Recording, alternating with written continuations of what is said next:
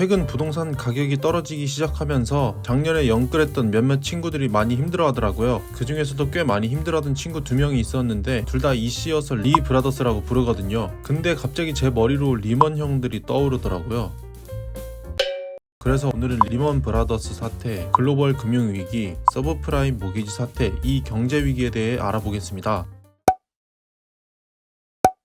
리먼 브라더스 사태, 글로벌 금융위기, 서브프라임 모기지 사태는 복잡하게 얽힌 사건이라 제대로 이해하는데 조금 시간이 걸렸는데 쉽게 이해하기 위해서는 당시 은행이 팔게 된 상품과 미국 경제 상황 이 두 가지를 먼저 알면 이해하기가 조금 더 수월하더라고요. 1970년대까지만 해도 은행은 돈을 많이 벌지 못했습니다. 그런데 루이스 라니엘이라는 사람 때문에 그 상황이 변하게 되었죠. 집을 사기 위해서 사용하던 대출인 주택담보대출을 모기지론이라고 불렀는데 이 모기지론은 대부분이 30년간 이자가 고정된 고정금리로 은행이 30년 동안 벌 수 있는 돈이 한정되어 있었으나 루이스 라니엘이는 이 모기지론을 수천 개 묶어서 주택저당증권이라는 것을 만들어내었습니다. 은행이 돈을 받아야 할 채권을 다른 투자자들에게 팔아 넘기는 것이죠. 쉽게 예를 들어 봅시다. A와 B라는 친구가 있습니다. A는 저에게 1,000원을 빌려가 1,100원을 갚아야 하고 B는 저에게 2,000원을 빌려가 2,200원을 갚아야 합니다. 근데 제가 당장 다른 곳에 돈을 써야 하는데 돈이 없다면 제가 받을 이자를 조금 줄이고 다른 사람들에게 A와 B에게 돈을 받을 권리를 쪼개서 파는 거죠. 은행 입장에서는 돈을 한 곳에 빌려주고 30년을 기다려야 하는 기회비용이 아까웠던 것입니다. 빨리 원금을 회수하고 다시 돈을 빌려줘야 돈을 더 벌 수 있었으니까요. 당시 미국은 2000년대 초반 닷컴 버블로 시작된 경기 침체를 다시 살려내기 위해 초저금리 정책을 펼치기 시작했습니다. 이것과 비슷한 상황이 최근까지 벌어졌던 코로나 시국이죠. 전 세계에 코로나가 터지면서 경제가 무너지게 되고 무너진 경제를 일으키기 위해 했던 것 중 하나가 금리를 낮춰서 시장에 돈을 풀었던 것입니다. 그 효과로 자산 가격이 폭등을 했죠. 주식, 부동산, 비트코인 많이 보셨을 거예요. 2000년대 초반 당시에도 금리가 낮았기 때문에 시장에 풀린 돈으로 개인, 기업 할 거 없이 대출을 받아서 투자하기 시작했고 부동산 붐이 일기 시작했습니다. 자, 이제 본론으로 들어가겠습니다. 2000년대 초중반 집값이 미친듯이 오르기 시작하니까 은행도 대출을 계속 해줬고 돈을 빌려주고 더 빌려줄 사람이 없으니까 신용도가 낮은 사람들에게도 대출을 해주기 시작했습니다. 노숙자나 자기 집 개 이름으로도 대출을 해줬다고 하니까 진짜 개나 소나 다 해준 거죠.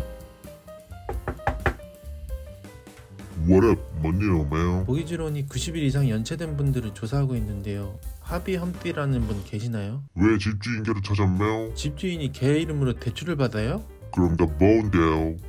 담보물인 집값이 계속해서 오르고 있었기 때문에 은행 입장에서는 위험하지 않다고 판단한 겁니다. 쉽게 예를 들어서 집값이 100원일 때 80원을 빌려줬는데 집값이 올라 120원이 되면 80원을 갚지 못해도 집을 팔아 남는 돈이 40원에 이자도 받고 있었으니까 은행 입장에서는 손해볼 장사가 아니었다고 판단한 것입니다. 그런데 돈독이 오를 대로 오른 은행은 대출해줄 돈이 없으니까 다른 방법을 찾았는데요. 아까 말씀드렸던 주택저당증권이라는 투자상품을 적극적으로 팔아 현금을 다시 모으기 시작했죠. 근데 여기서 문제가 된 것이 대출 채권을 섞어서 새로운 투자 상품을 만들 때 신용도가 낮은 사람의 채권을 섞어 팔기 시작한 것입니다. 자산이 있거나 일정한 현금 흐름이 있는 직장인, 사업자라도 비교적 큰 자산인 부동산에 문제가 생기면 곤란할지도 모르는데 빚을 갚을 능력이 없는 저소득자, 신용불량자, 스트리퍼, 강아지 할 거 없이 불량한 부실 채권들을 상품에 섞어 팔게 된 거죠. 여기까지만 해도 문제였지만 불에다가 기름을 부었던 것이 팔리지 않은 상품들을 다시 또 섞어 팔기 시작한 거예요. 여기서 팔리지 않은 상품들은 부실 채권 중에서도 더 부실했던 채권들이었습니다. 결국 연쇄적으로 부실한 투자 상품을 만들어내기 시작한 거죠. 여기까지만 해도 존나 흔들어 놓은 콜라였는데 보험사도 끼어들기 시작하면서 콜라에 멘토스를 넣어버렸습니다. 바로 보증 때문인데요. 보험사와 은행들은 채권에 대해 돈을 받지 못할 경우 대신 돈을 지급하겠다는 보증 상품을 만들어 팔기 시작했습니다. 그 대가로 채권 규모의 몇 %로 일정한 수수료를 떼어 먹으려고 했고 이 보증 상품을 만들었던 보험사와 은행들도 안일하게 부동산의 가치는 떨어지지 않을 것이라고 생각한 거죠. 그런데 부동산의 가치가 떨어지지 않으려면 보증이 필요하지 않았겠죠. 굳이 은행이 수수료까지 내가면서 쓸데없는 지출을 할 필요는 없었잖아요. 하지만 이 보증이라는 것이 팔린 이유가 부실 채권을 기반으로 만들어낸 투자 상품의 신용 등급은 당연하게도 높지 않았지만 보증 상품을 쓰기 시작하면서 신용도가 높아졌기 때문에 패턴인데요. 왜냐? 자금력이 되는 보험사나 투자은행이 보증을 선다고 하니까 이 상품은 안전하다고 판단한 것이죠. 그런데 이 판단은 도대체 누가 하는 거냐면 S&P, 무디스처럼 신용도를 평가하는 회사, 신용평가사들이 한 건데요. 이 신용평가사들도 콜라에 멘토스를 꽂아 넣은 장본인이기도 합니다. 당시 은행들은 최고 신용 등급인 AAA를 주지 않으면 다른 신용평가 회사로 가버렸습니다. 돈만 주면 최고 신용 등급 AAA를 아주 쉽게 얻어낼 수 있었다는 말입니다. 반대로 말하면 신용평가 회사는 다른 경쟁사로 가버리는 은행들과 돈 때문에 영혼을 팔았던 것입니다. 신용평가를 하지 않으면 돈을 벌지 못했으니까요. 어쨌든 다시 돌아와 보험사와 은행이 팔아낸 보증상품의 규모가 어느 정도였냐면 그 당시 전문가들은 대략 40에서 60조 달러라고 예측했습니다. 40에서 60조 달러를 팔았다는 게 아니라 나중에 문제가 생겼을 때 갚아주겠다는 금액이 40에서 60조 달러였다는 말이죠. 대충 어느 정도로 거품이 커졌는지 짐작이 가시나요? 이렇게 거품이 어마어마해진 상태에서 미국이 인플레이션을 조절하기 위해 금리를 올리기 시작했는데요. 이때부터 문제가 시작됩니다. 금리가 오르니까 이자도 따라 오르고 이자도 오르니 대출을 갚아야 하는 금액도 커지겠죠. 근데 앞에 말씀드렸던 것처럼 신용도가 낮은 사람들이 대출금을 갚을 능력이 되냐? 당연히 엄청나게 부담스러웠겠죠. 그래서 이 중에서 집을 가진 사람들은 집을 빨리 처분하려고 했습니다만 내놓는 사람들이 많아지니 집값이 떨어지기 시작하고 사는 사람도 없으니 집값은 더 떨어지기 시작했습니다. 결국 부동산은 폭락하기 시작했고 돈을 갚지 못하는 사람들이 생겨났습니다.